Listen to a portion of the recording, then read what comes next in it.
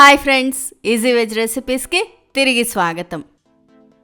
ఈరోజు నేను మీకు చూపించబోయే రెసిపీ కొత్తిమీర పచ్చడి, కొత్తిమీర నిలవ పచ్చడి. చలికాలం వచ్చిందంటే మనకి మార్కెట్లో కొత్తిమీర విరివిగా దొరుకుతుంది, చౌకగా కూడా దొరుకుతుంది. ఇలాంటప్పుడు ఈ కొత్తిమీర తెచ్చి నిలవ పచ్చడి చేసుకుంటే కనీసం 2-3 నెలల పాటు చక్కగా మనకి ఇడ్లీకి, దోశకి, అలాగే అన్నంలోకి కూడా బాగుంటుంది. టిఫిన్లోకి పచ్చడి చేసుకోలేనప్పుడు ఇది మనకి హెల్పింగ్గా ఉంటుంది. ఈ పచ్చడి చేయడానికి కావాల్సిన పదార్థాలు ముందర చూద్దామండి.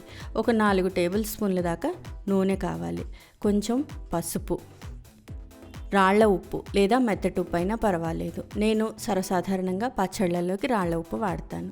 మెంతి పొడి, మెంతులు వేయించుకొని పొడి చేసుకోవాలి, ఒక 1/2 టీ స్పూన్ అయితే సరిపోతుంది.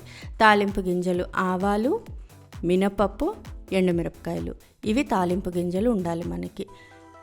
2 టేబుల్ స్పూన్ల దాకా కారము, కొంచెం తగ్గినా పర్వాలేదు, ఎక్కువ మాత్రం కాకూడదు.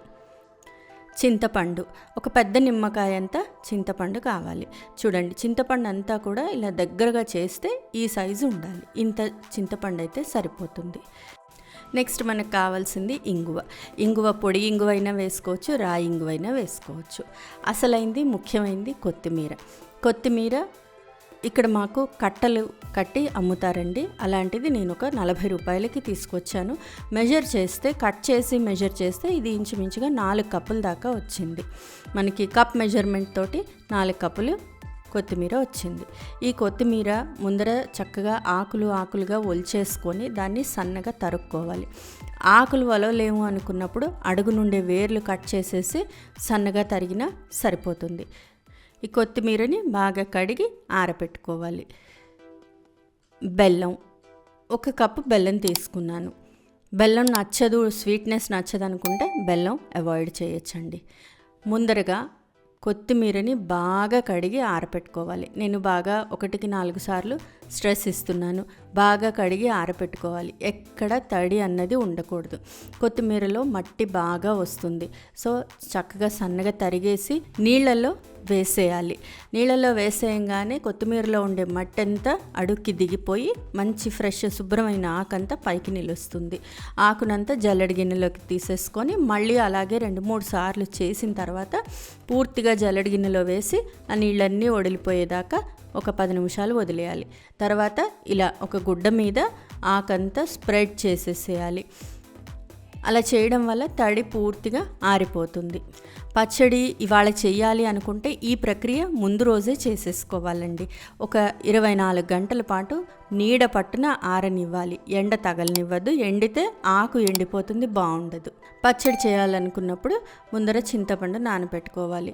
వేడి నీళ్లు, మసులుతున్న నీళ్లు తీసుకొని చింతపండులో పోసి ఒక అరగంట 30 గంట సేపు చింతపండుని నాననివ్వాలి. మా అత్తగారైతే చింతపండు ఉడికించేసేవారు. అది తేలిగ్గా వస్తుంది రసం అని చెప్పి ఉడికించేవారు. అలా అక్కర్లేదు, నానబెడితే సరిపోతుంది.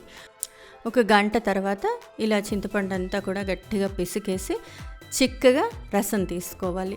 పల్చగా తీసుకోకూడదు, రసం చిక్కగా తీసుకోవాలండి. అస్సలు నీళ్ళు ఇంకా పోయకుండా చిక్కగా చింతపండు రసం తీసుకోవాలి. ఇలా గట్టిగా పిసికేసిన తర్వాత వచ్చే తుక్కంతా తీసేసి పక్కన పడేసుకుంటే మనకి నీట్గా చింతపండు రసం తయారైపోతుంది. ఇది మెజర్ చేస్తే ఒక 1.5 కప్ దాకా వస్తుంది. ఇప్పుడు స్టవ్ మీద ప్యాన్ పెట్టి లేదా మూకుడు పెట్టి అది బాగా వేడెక్కిన తర్వాత 4 టేబుల్ స్పూన్లు నూనె వేసేసుకోవాలి. నూనె కొంచెం ఎక్కువే పడుతుందండి. నూనె వేడి చేసుకున్న తర్వాత మిగిలిన దినుసులన్నీ వేసుకుంటాము. నూనె మరీ ఎక్కువ వేడక్కర్లేదు, తాలింపు వేగేంత వేడైతే సరిపోతుంది. తాలింపు దినుసులు వేసేయాలి. ఆవాలు, మినపప్పు, ఎండుమిరపకాయలు ఇప్పుడే వేయమండి. చింతపండు వేసిన తర్వాత ఎండుమిరపకాయలు వేస్తాం. ఆవాలు, మినపప్పు కొంచెం వేగిన తర్వాత, అంటే ఆవాలు చిటపట్లు ఆడుతున్నప్పుడు అప్పుడు ఇంగు వేసుకోవాలి. ఇంగు వేసిన తర్వాత మళ్ళీ ఒకసారి కొంచెం కలుపుకోవాలి. ఇలా పప్పులు కొంచెం కలర్ మారిపోయిన తర్వాత చింతపండు పులుసు వేసేయాలి.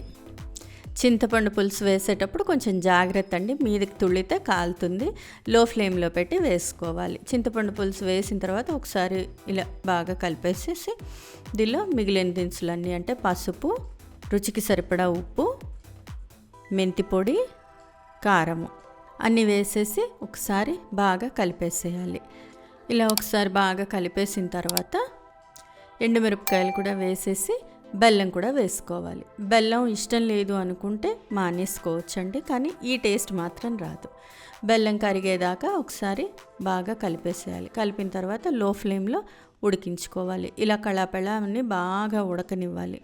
ఉడికిన తర్వాత కొత్తిమీర వేసేయాలి.